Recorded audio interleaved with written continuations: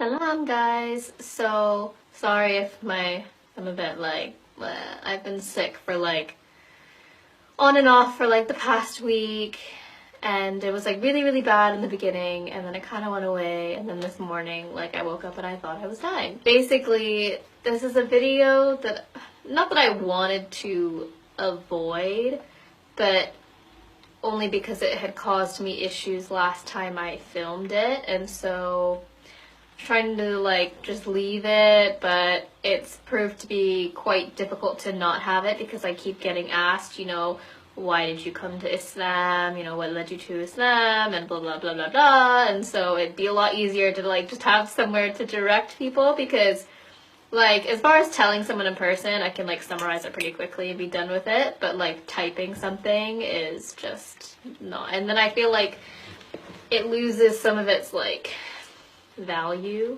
If any of you who followed me on my last channel and saw my, what led me to Islam video, it was very long. I think it was 40 minutes or so. I still have it up, it's just on private. It was very much focused on my past and things I've gone through and that sort of thing, and I kind of want to stay away from that stuff. And like I said, I have my reasons, but kind of just focus on the why I came to Islam part very specifically, as in the recent stuff, and kind of ignore, the stuff before. The very simplified version. Essentially, I was brought up, oh my gosh, okay, it's silent now. I was brought up around Christianity, and I don't know if I'd say particularly practicing Christianity, but it's just kind of what was around me from the beginning, and I just always assumed that's what it was, if you're gonna practice a religion, that would be what it would be. And I never really questioned that, I guess. And so last year, I kind of reached this point where I felt like something was missing, and kind of this part of me that just felt kind of empty, and I couldn't figure out what it was, no matter how much I tried to fill it, or whether it be with people, hobbies, habits, whatever. It just couldn't seem to get filled, and I didn't know why. So I started looking back into my faith, and I wouldn't say I was really practicing Christian, I don't think, because I never really knew how to put it otherwise, so I just kind of used that without really understanding what it meant. My views had always been, I believe in God, a God, one God, and I didn't really know much beyond that. I knew there was some source or higher power that had more control than I did. Only because there were so many things in my life that I couldn't explain otherwise, how certain things would coincidentally happen so perfectly and meticulously that it would lead to something else that I could then see was beneficial, and it just didn't make sense to me, because I was like, there's no way that some things have happened the way they have without the influence of something else. And just life in general, where does everything come from? It can't just suddenly miraculously all appear. I always believed in something anyway, but I didn't really look too much into it. So when I would pray, and back then I usually only prayed when things got tough, which is what a lot of people do, but I would just pray to whoever was out there, essentially, if that makes sense. So I didn't really put a label to it. I just kind of, whoever is listening and wants to help me out, but yeah. So I started looking back into Christianity, and as far as the actual research of it, and trying to understand the concepts behind it and the belief system. And let me do a disclaimer, I'm not trying to bash anyone's religion. I'm not trying to speak against anyone's religion or say anyone's right, anyone's wrong. This is my own experience, how I feel about things. You know, I strongly stand by the verse in the Quran where it says, you know, to me, to use your religion and to me is mine. You know, so before anyone gets offended and, you know, whatever, but just throwing that out there. But for me, I just couldn't get it to make sense, and I never understood the Trinity, and things just kind of, as I researched more and more, things just didn't add up, and I had a lot of questions that no one could answer, and they would kind of just give me, oh, you know, we just have faith, you just have faith, and like, that's great and all, but there has to be a certain amount for me that gives me something to believe in, you know, like a fact basis kind of thing, and something to look at and be like, oh my goodness, that makes sense. And to me, it should have been like that. I shouldn't have to struggle to understand what I'm believing in, you know, and I shouldn't be discouraged from asking questions and from trying to understand why I believe what I believe.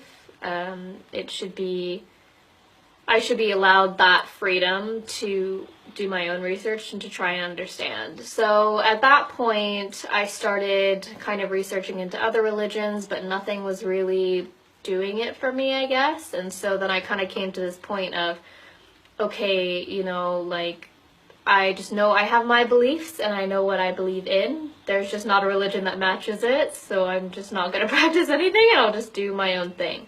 At this point, you know, I didn't look into Islam. I had never looked into Islam. And I don't know why.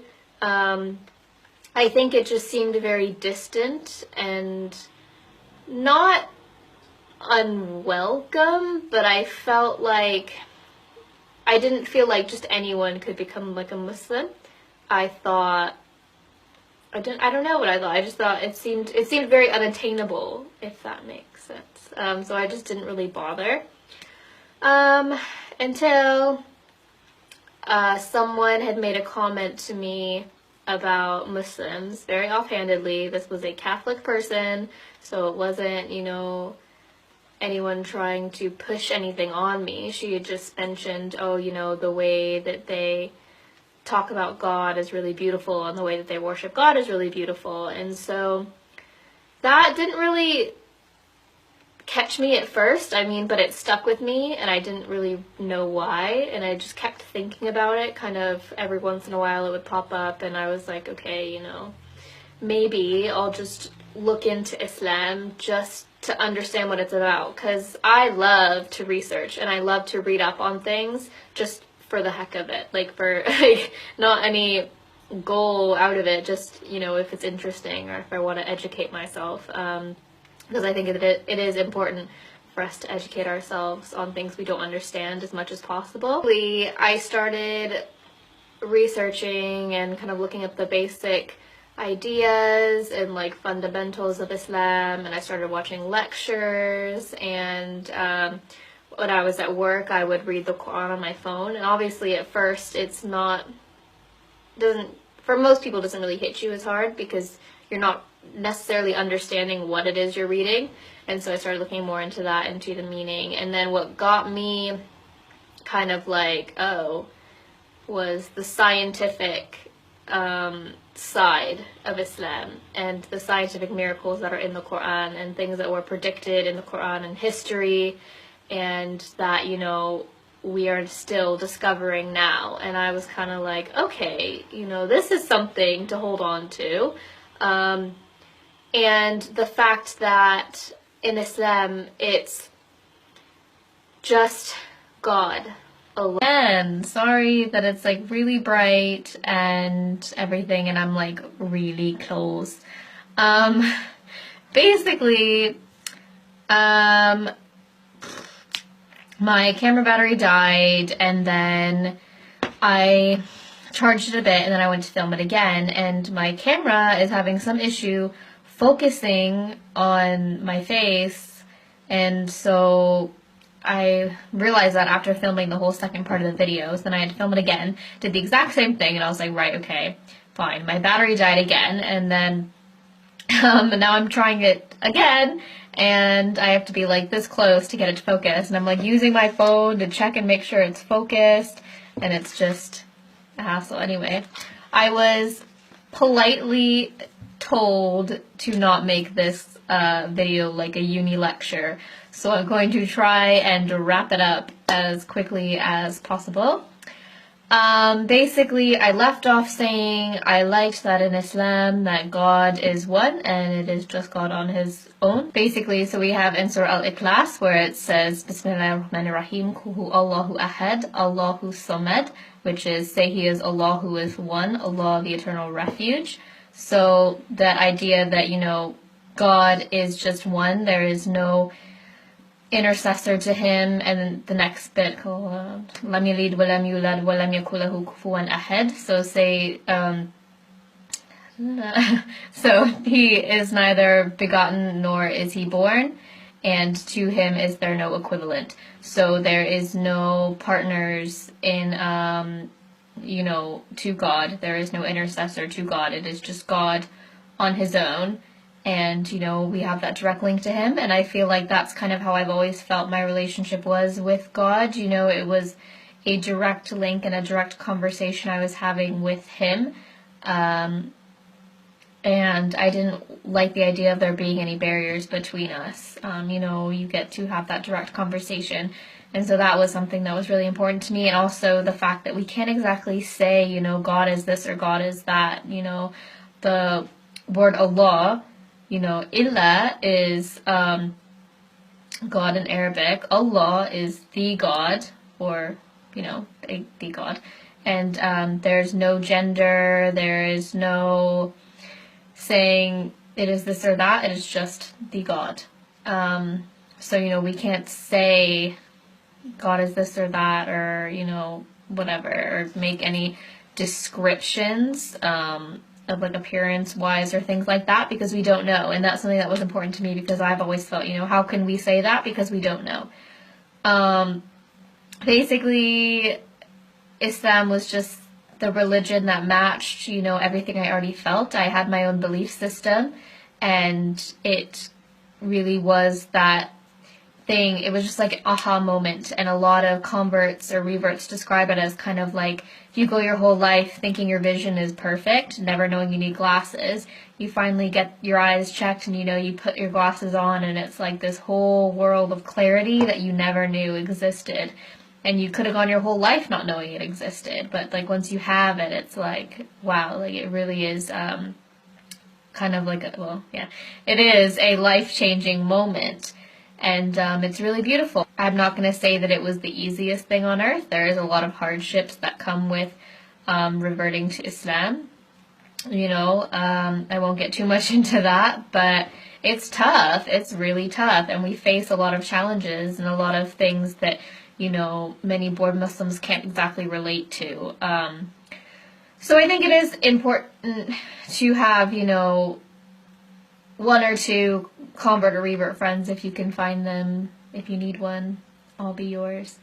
To kind of, you know, talk about those things with, because it's nice to know there are other people that kind of understand where you're at and what you're going through with certain things. But yeah, you know, it's, if you asked me a couple years ago or even a couple months ago if I ever thought I would have converted to Islam, you know, I would have probably just laughed and like walked away. But it really is the case of Allah guides who he wills and who wills to be guided. You know, and it's not what I would have expected for myself, but I wouldn't have it any different, and I wouldn't wish for any different faith, or I would never go back, you know. Like, this is something that truly is the best thing you can be given in this life. And yeah, but inshallah, you know, Allah guides all the people that he wills, and more and more people will get to experience the beauty of Islam. I think as well, you know, Islam really was something that I felt connected with my character and who I am and who I was. You know, at the time of me finding Islam, I wasn't being that person. I wasn't being who I knew myself to be, which is, you know, an honest, loving, truthful, good, generous person. I was being someone that was manipulated by this dunya, you know. Wasn't being who I thought I was, and I couldn't figure out where I was going wrong and, you know, why I was being so opposite of who I thought I was. And then I started thinking, well, you know, maybe I am this person. Maybe I'm not as good as I thought I was. And I think it really was kind of that realization for me that no, you're all of these things in life. And I think of it as like, right, okay, so, you know, think of your life as this tree, and the trunk of the tree needs to be something that's sturdy. It needs to be something that's stable. And then all the branches are all the other things you do in your life, you know, friends, family, work, whatever, hobbies. But if you put one of those in as your trunk, those things are temporary, and those things come and go, and those things change over time. And if you have something unsteady like that as your trunk, you know, it's not going to be stable. And or if you put too much attention on your branches, it's going to fall and go back and forth. Whereas I didn't realize what I needed was that relationship with God, and what I needed was that stability that enabled me to, you know, actively engage in my life in a way that had balance. I was just jumping from one thing to the next, not being able to figure out why, like, I couldn't find that, like, fulfillment I was looking for. And it was because all the things I was looking for were temporary. They were all, you know, things that would come and go, and then I wouldn't know where to turn next. And so I think that was a big thing for me. And but you know what Islam teaches, and how it teaches about love and respecting one another and caring for one another and giving, and no one should have too much and no one should have too little. You know, everyone needs to help take care of each other, and it's like this big family. And it's really like, that was so beautiful to me, is that sense of community and really people coming together and loving each other for the sake of something greater. And so I think that was really important to me as well. And I truly got that connection when, you know, looking into Islam, and people that were helping me and, you know, offering me information. And just, you know, I've never seen any one religion so happy to have people convert to it. You know, like the day that I converted, the women in the mosque, like I had met them that day. And when I said my shahada, of course I was like shaking, and like I was saying everything wrong, and I was really nervous. And I looked up after, and all these women that I just met, you know, were just here crying, and like truly were moved by this, and were like, you know, that's such a beautiful thing that at such a young age you would find Islam. So yeah, it's Salam, guys. So the last thing I wanted to touch on really quick is a question that I get all the time, and that is if I had any Muslim friends, or like I met a Muslim guy and that's why I converted. The quick, simple answer to that is no, I didn't. I did all my research on my own. I didn't know like any Muslims prior to converting. I mean, obviously, I'm sure I did know some, I just wasn't aware that they were Muslim. The first Muslim man I met was the day that I said my shahada, and that was the imam at the mosque. So, if that makes it clear, yeah. Basically, I just kind of walked in and was like, yep, I'm ready to do the thing. And that was that, you know, and then I carried on with everything. But yeah, no, it was my own research that led me to Islam, and I think that is really important, because it is through that you get a proper understanding of what it really is, as opposed to someone teaching you, or, you know, trying to understand Islam from, you know, those that you may know that are Muslim. You know, you don't know how practicing or not practicing they are, or to what degree, so you never really know the whole range of everything unless you do your own research.